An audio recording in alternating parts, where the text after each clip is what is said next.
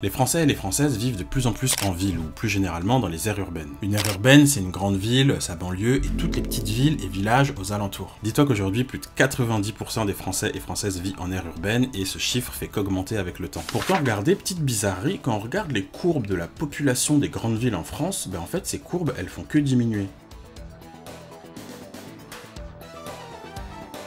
Comme s'il y avait de moins en moins de gens dans les villes, alors qu'on sait qu'il y en a de plus en plus. Vous savez pourquoi il y a ce truc-là, là? Non? On va expliquer.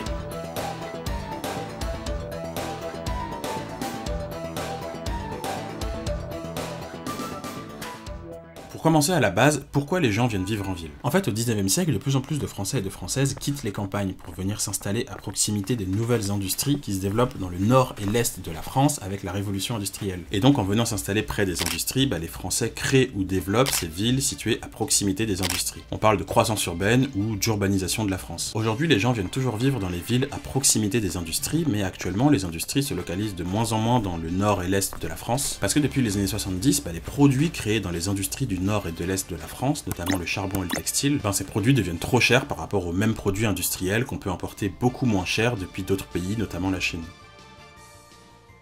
En fait, depuis les années 1970, la France s'ouvre aux importations, au commerce international, à la mondialisation. Mais du coup, dans le même temps, les industries françaises connaissent la concurrence internationale. Et ça cause la faillite de beaucoup d'industries françaises depuis les années 1970, on parle de désindustrialisation. Mais bon, il y a d'autres industries qui réussissent à ne pas fermer leurs portes dans l'ouest et le sud de la France, notamment parce que ces industries produisent des objets assez complexes à faire, comme des avions par exemple. En plus, les industries de l'ouest et du sud se trouvent à proximité du littoral, donc de ports, ce qui leur permet d'importer ou d'exporter facilement des marchandises, et ça augmente leur dynamisme. En fait, on parle de zones industrialo-portuaires.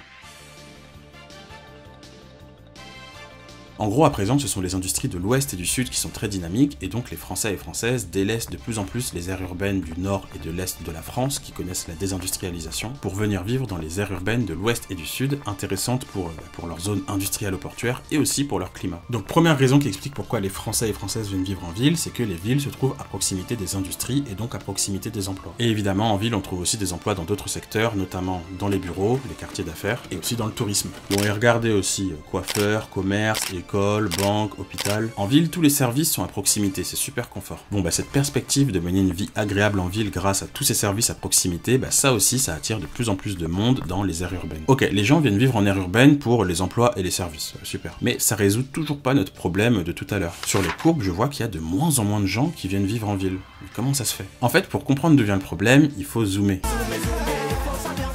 Non, il faut zoomer, il faut voir de plus près. En géographie, on dit qu'il faut analyser à grande échelle. Regardez l'aire urbaine de Lyon, par exemple. Au centre, on trouve, la ville de Lyon, c'est logique. Et effectivement, la ville de Lyon perd des habitants depuis les années 1970. Pourquoi? C'est parce qu'à Lyon, le loyer est cher, il y a des déchets, il y a de la pollution, faut vivre dans un petit appart, ça klaxonne tout le temps, c'est chiant. Par contre, dans toutes les petites villes et villages qu'on trouve autour de Lyon, qu'on appelle la couronne périurbaine, ici, c'est calme, il n'y a pas de pollution, il n'y a pas de klaxon. Et en plus, ici, tu peux avoir une maison plutôt qu'un appartement. Et une maison pas trop chère. Et dès que tu veux profiter des emplois industriels de Lyon, ou bien par exemple des services, t'as juste à utiliser ta voiture, le train, ou bien même le vélo, on parle de mobilité. En résumé, à l'échelle de l'aire urbaine, la ville-centre perd souvent des habitants, et c'est pour ça qu'il y a ces courbes qui diminuent, c'est parce qu'on regarde uniquement la population de la ville-centre. Mais dans la couronne périurbaine, c'est-à-dire les petits villages autour de Lyon, ici, depuis les années 1970, il y a de plus en plus de nouveaux habitants, parce qu'ici, on peut profiter d'un cadre de vie agréable, puis utiliser les mobilités, la voiture, le train, pour accéder aux emplois et services de l'agglomération lyonnaise. Et si on fait le calcul, ok, la ville-centre perd quelques habitants, mais en comparaison, il y a tellement de nouveaux habitants qui viennent vivre dans la couronne périurbaine qu'au total, la population totale de l'aire urbaine augmente. C'est la croissance urbaine dont on parlait tout à l'heure. Et donc cette concentration des nouveaux habitants de l'aire urbaine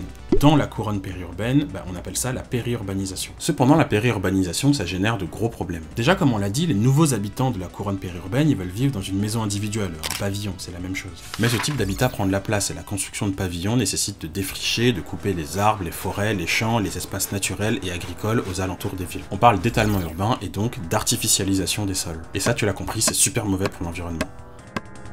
En plus, le fait que les habitants de la couronne périurbaine utilisent généralement la voiture pour rejoindre l'agglomération centrale, ses emplois et ses services, ces déplacements quotidiens qu'on appelle aussi mobilité pendulaire, ça génère des embouteillages et aussi de la pollution de l'air.